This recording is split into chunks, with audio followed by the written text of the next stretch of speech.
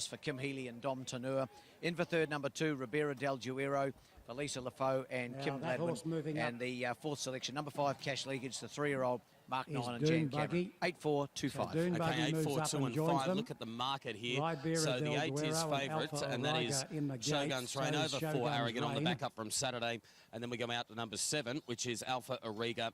$8 then about Ribera del Duero. There we are, got it. $8.50 then about the 5 Cash Leakage. So it is a competitive race. Tell us a little bit about the mile sort of racing here in the Alice. Very good start the mile here, Gav. They go down the Heath Road side. A nice long run to the first corner as they go into the back. It's a really good start here. It's a shame we don't have more mile racing here. And they normally go pretty quick from the mile gate here. And as I say, one of the really good starts on the course. And obviously it'll come down to who's the strongest stayer at the completion. And of course the Cup will be at the 2,000 metre start, which is at the top of the home straight. They come down, greet the judge and a lap. They go a million miles an hour in the Alice Cups. They normally run close to 2 minutes. They go very, very quick into the first corner, passing the winning post down that side that we just spoke about, the Heath Road side. And then down the Todd River side, as Shane Green will probably call it during the run.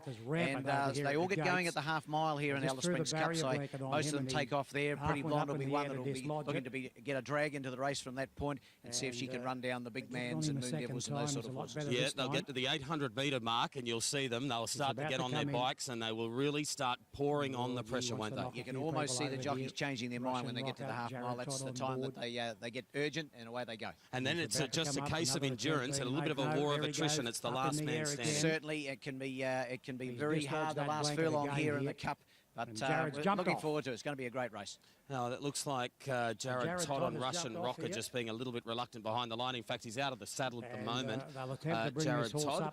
This carnival has been good to him over a number of years. He hasn't saluted yet today, but he'll be keen to get a run on the board. He certainly will. I know Jared looking very forward to getting to Darwin as well for the carnival, which is starting in just a few short weeks up there. He's been there the last couple of years. Jared, always a popular addition when he comes to the territory. Now, they put the barrier blanket on Russian Rocker, but at this stage wants to play no part and does not want to play ball. To turn around in the gates, but it's head around I know it's had a little couple of issues with it in Darwin, but certainly getting in a bit of a tiz here today is Russian Rocker. Okay, so he's still out behind the line. The barrier attendants are feverishly trying to coax that 7-year-old in. He should know better. He has been around 40 times before, but maybe the big day's getting into him a little bit. You might be right. Phil Cole, very good trainer here. Sort him out. Here he goes with the barrier blanket. He's in. Righto, here's Greenie, Shane Green, race 7 in the red centre. Yes, good on you, Gav, and all the action there is revolving around Russian Rocker. They finally got it in with the barrier blanket. Mr. Porter's joined it. Now, I can see it, assistant starter Paul Gardner saying no, no, no. The red light's activated there. Ribera del Duero stands up better in close. Now, Todd just beginning his irons. They clear the gates and they're set. Ready. Away and racing in the Imparja television handicap, and Chitali in the middle won the start. Away well was Shogun's Reign with shot in the night and Ribera del Duero. Russian Rockers wide on the track, but marching up towards the lead. They were followed by Cash Leakage and Mr. Porter. Now, after a good getaway, Shogun's Reign goes back to be just behind that leading group. It's sixth on the rail. 3 lengths away, Choice Approach. 1 to Flying Eco and Dune Buggy. Arrogance 3 deep, second last, and 3 lengths away, last of all, is the Swan Hill visitor, Alpha Auriga. They've got 1,000 left to go in the Imparja television, and the all fired up Russian Rocker led by 1. Ribera del Duero parked up at its quarters, sitting up second. Cash Leakage is going forward around Chitali, 3 deep as they clap the speed on at the halfway.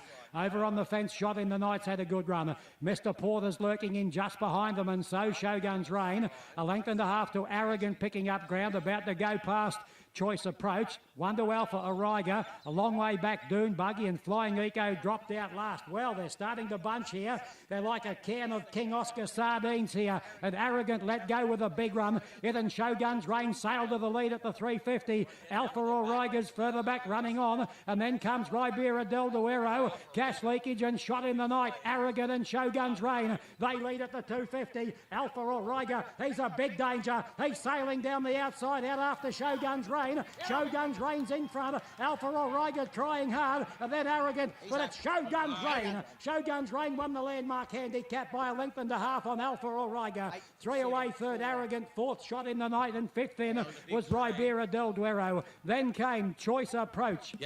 Further back was Arrogant, and then came at the head of the others Dune Buggy with Chitali. The next one in, Mr. Porter, Flying Eco and Russian Rocker. He ran his race at the start. He's run stone cold last.